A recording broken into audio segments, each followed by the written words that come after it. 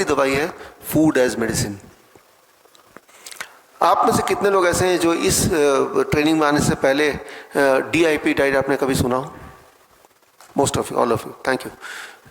10 साल से ऊपर हो गए DIP डाइट को जब मैंने इंट्रोड्यूस किया था पहली बार with this book the last days of diabetes. तब डायबिटीज़ के पेशेंट को हम बोलते थे DIP डाइट पे करो, आप 3 दिन में आपकी ब्लड शुगर नॉर्मलाइज हो जाएगी, आप दवाई छोड़ देना, इंसुलिन छूट जाएगी। आप भी देखेंगे ये, आपने देखा भी होगा, हाथ रेस किया तो किसी ने किया होगा, आपके जान पहचान में वालों ने, या आपने किया होगा।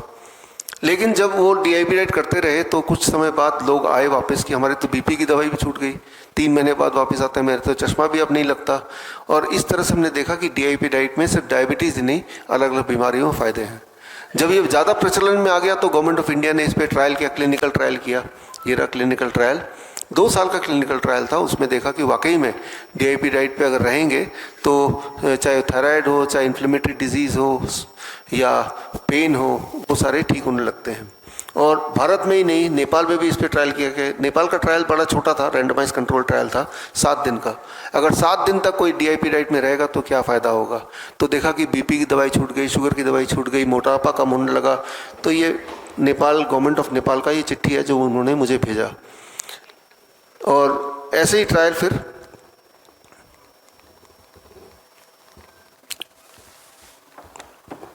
वापस करो, उसको वापस करो। ऐसे ही ट्रायल फिर उन्होंने एक मलेशिया में किया, मलेशिया में लिंकन यूनिवर्सिटी ने, लेकिन इस बार उन्होंने किडनी पेशेंट पे किया। किडनी पेशेंट को 25 दिन तक अगर DIP डाइट पे रखा जाए तो उन्होंने देखा कि उनका GFR, उनकी किडनी फंक्शनिंग बढ़ जाती है। ये ट्रायल इन्होंने 2022 में किया था, 5 जून को कंप्लीट हुआ था ये ट्रायल। तो DIP डाइट पे अलग अलग देशों में कई सारे ट्रायल हुए, उनका कुछ सैंपल मैंने दिखाया। लेकिन आपको खुद भी पता है, आपने खुद भी बताया कि हज़ारों लाखों लोग तो वैसे भी करते हैं, उनको भी फ़ायदा दिखता है।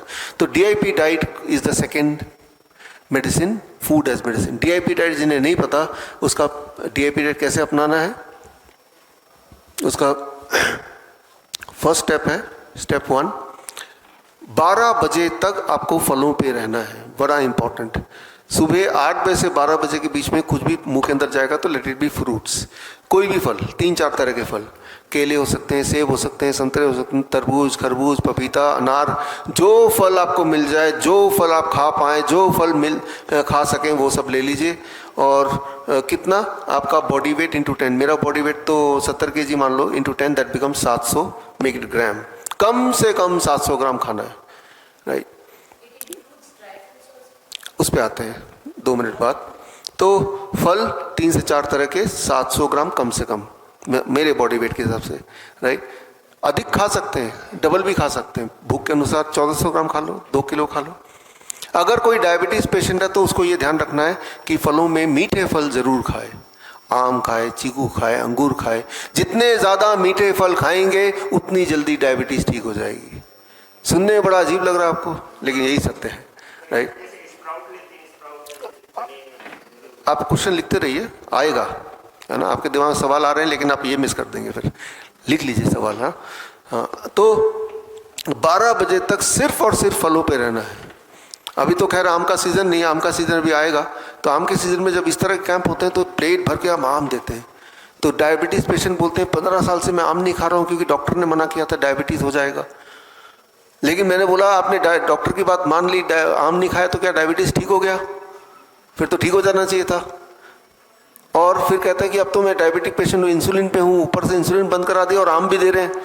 और जब आम खाया 2 घंटे बाद ब्लड शुगर चेक किया तो देखा ब्लड शुगर भी नॉर्मल, नियर नॉर्मल है। उन्हें लगा ग्लूकोमीटर खराब हो गया होगा।